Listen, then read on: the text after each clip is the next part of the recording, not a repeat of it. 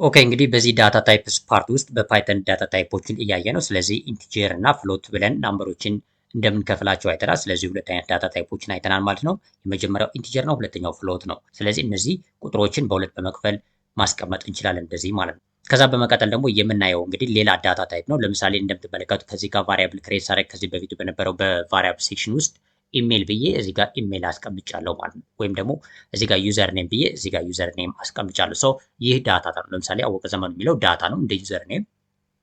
እዚህኛውም ደግሞ አወቀ @gmail.com የሚለው የኢሜይል ዳታ ነው። ስለዚህ እነዚህ አይነት ዳታዎች ደግሞ ምን ተብለው ይጠራሉ ወይም ደግሞ በምን ካታጎሪ ውስጥ ይቀመጣሉ የሚለውን ከዚህ ጋር እናያለን ማለት። ስለዚህ ሶስተኛው እንደ ዳታ ታይፕ እዚህ ጋር የምናየው በፓይተን ዳታ ታይፕ ውስጥ እንግዲህ ስትሪንግ ነው ማለት ነው።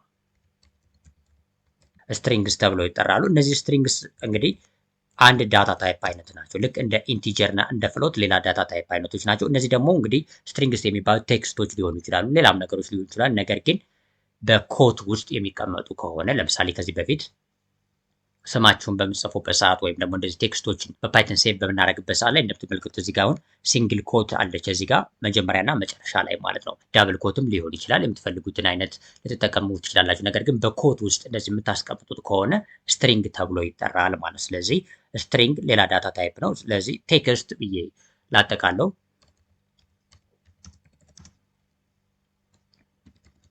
ቴክስቶችን በፓይተን ወይም ደግሞ እንደዚህ ቁጥሮችን መሀል ላይ ሊገቡ ይችላሉ። ቁጥር ብቻ ሳይሆን ቴክስቶችና ቁጥሮች ተደባልቀው ሲምቦሎችም ሊሆኑ ይችላሉ። ነገር ግን በአጠቃላይ እንዲሁ ካታጎራይዝ ለማድረግ ወይም ለማጠቃለል ያህል ቴክስትስ ብየዋለሁ። ስለዚህ ቴክስቶችን በፓይተን ፕሮግራሚንግ ላንጉጅ ምጽፉ ከሆነ ስትሪንግ ይባላሉ። የስትሪንግ ዳታ ታይፕ ናቸው። እነዚህን ስትሪንጎችን ለመጻፍ ደግሞ የምትከተሉት ሁለት ነገር አለ። ቁጥሮችን ኦልሬዲ ዝም ብሎ መጻፍ ብቻ ነው የሚጠበቅብን። ለምሳሌ እዚህ ጋር ለኢንቲጀር ማለት ለምሳሌ ኤጅ ብዬ ወይም ደግሞ ማይ ኤጅ ልበለውና ልክ እንደዚህ ማለት ነው። ማይ ኤጅ እኩል ነው 25 እለዋለሁ። ስለዚህ 25 አሁን ቁጥር ነው፣ ምንም ነገር አይጠበቅብኝም ሌላም መጻፍ ማለት ነው። ፍሎት ለሚለው ደግሞ ለምሳሌ ፓይ ወይም ደግሞ ሄይት ለምሳሌ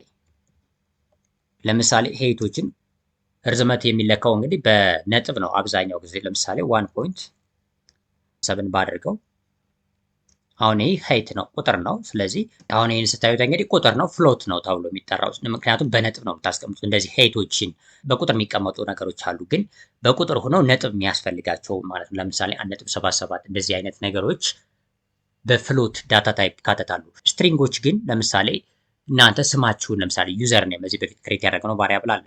ዩዘር ኔም ለምሳሌ የዌብሳይት ለምሳሌ ሎጊን በሚያደርጉበት ሰዓት ላይ ዩዘር ኔም ያስፈልጋል። ስለዚህ ዩዘር ኔሞችን ሲያስገቡ ቴክስቶች ይሆናሉ። በቴክስቶች ጋር አብሮ የተደባለቀ ቁጥር ሊኖር ይችላል፣ ሲምቦሎችም ሊኖሩ ይችላል። በአጠቃላይ እነሱን ለማስቀመጥ ግን ምን ትጠቀማላችሁ? በፓይተን ፕሮግራሚንግ ላንጉጅ ኮት ትጠቀማላችሁ። ለምሳሌ እንደዚህ ሲንግል ኮት ሊሆን ይችላል።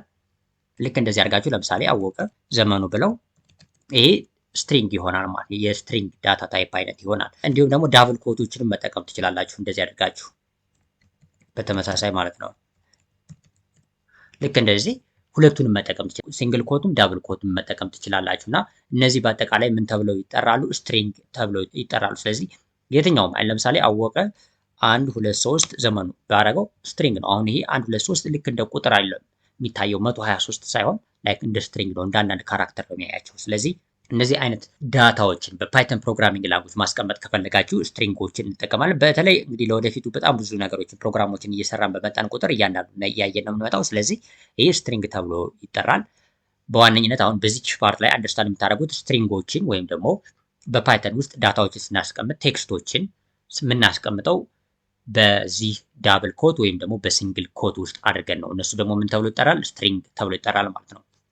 ብዙ ጊዜ በፓይተን አሁን ኮንቨርሽን ታይፕ ኮንቨርሽን በቀጣይ እናያለን። ኤስቲአር ስታዩ ስትሪንግ ማለት ነው። ስለዚህ ኤስቲአር ሾርት እንትኑ ነው። ይሄኛው ደግሞ ለምሳሌ ኢንት የሚለው ኢንቲጀር ለሚለው ሾርት ነው። እሱም በታይፕ ኮንቨርሽን ላይ በዲቴል የምናየው ነው የሚሆነው። የተለያዩ ፕሮጀክቶችንም እየሰራን ስንመጣ በዲቴል ላይ ያለ፣ ነገር ግን በዚች ፓርት ላይ አንደርስታንድ የምታደርጓት ዳታ ታይፕ አሁን እዚህ ጋር ኢንቲጀር እና ፍሎት ካየን በኋላ ስትሪንጉን እያየን ነው። ስትሪንግ ማለት የትኛውም ቴክስት በእናንተ ፕሮግራም በፓይተን ፕሮግራም ላይ ማስቀመጥ ስትፈልጉ ወይ ሲንግል ኮት ወይ ዳብል ኮት ትጠቀማላችሁ።